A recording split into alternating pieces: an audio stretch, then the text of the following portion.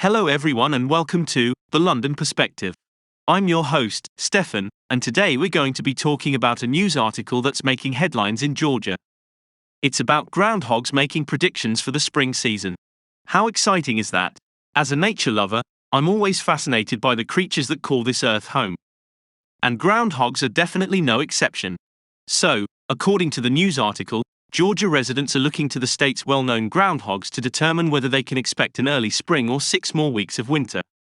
It says that Bo Lee, who resides at Dorset Trails Nature Center, is the groundhog that everyone is turning to for the answer.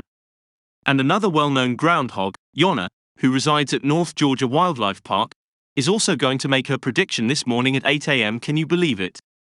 Groundhogs making predictions for the weather.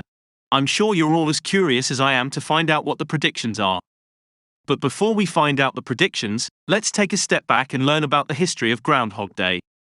Did you know that the first Groundhog Day was celebrated at Gobbler's Knob on February 2, 1887?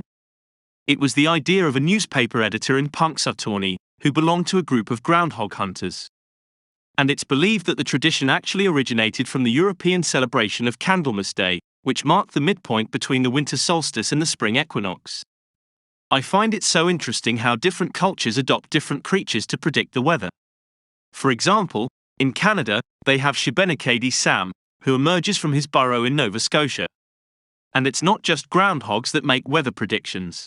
Birmingham Bill in Alabama, Staten Island Chuck in the New York metropolitan area, and Shubenacadie Sam in Canada are just a few of the other rodents that people turn to for their weather forecasts.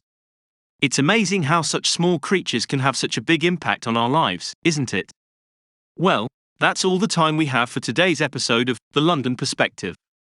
I hope you've enjoyed this conversation about groundhogs making predictions for the spring season.